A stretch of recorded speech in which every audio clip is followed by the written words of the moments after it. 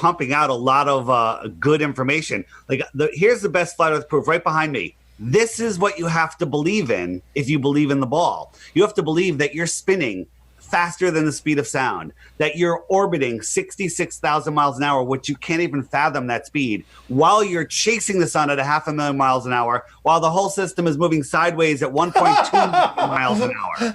Okay? And all of this is happening, okay?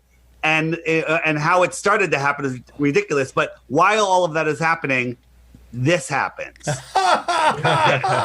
Okay? Oh, dude, you got some great images. I love it. He came prepared. This is the Earth. This is, water large bodies of water at rest lay flat. If I stamped my foot on the ground, it would send ripples across that thing. We're spinning faster than sound, curving and turning. Absolutely not. It's nonsense. It's once you can see it, once you understand what the globe model is, the best way to become a flat earther or a true earther is by trying to understand what the ball model is. And the ball model starts with the Big Bang. Once there was nothing, it exploded, became everything. That coalesced, created a planet, also created a sun, and then lightning struck and created an amoeba that had sex with another amoeba, made a fish that grew legs, that climbed out of the water, found another mutant fish, had sex, had a monkey, and that monkey had a retarded baby. It's a human. You have to believe all of that, and all of those crazy friggin' motions are going on, and that's where you live. Johnny, and tonight, hold on one second. Hold on. Johnny, will you play Resident Skeptic? And why would they do that? Exactly. Why would this happen? Favorite question.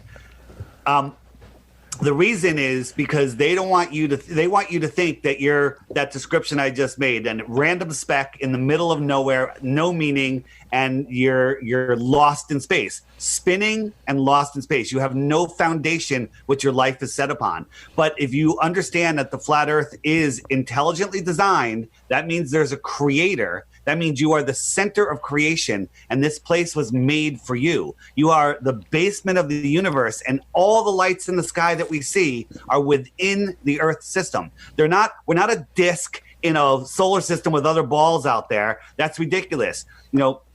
There's no proof that the lights in the sky that we see that we call planets, which used to be called wandering stars, are solid at all. We don't know how big they are. We don't know how far they are, but we know that they're not the distances that they say, because that's impossible. And I can give you a quick analogy if you want something to think about, but people just accept these numbers. Like 1 trillion miles. How far is that?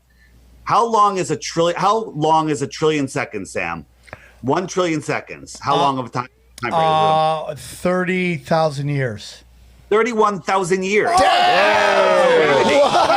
No Dude, did you know you just guessed? Yeah. Fuck, you were 1,000 off. Dude, that's not that close. Price is Right. Dude, that's showdown. 1,000. You were 1,000 off.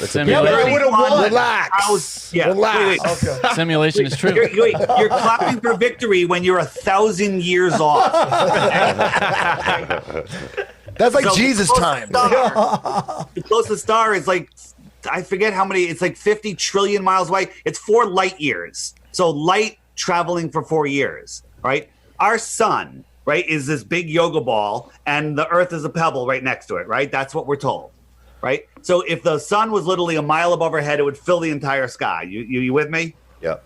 Okay, so now we move it 93 million miles away where they say it is, and it's now the size of a dime held at arm's length. So it reduced from the entire sky to the size of a dime, all right? That's one length. What if I doubled that distance? How much smaller would it get? Or let's say I 8 times the distance. Could you still see it?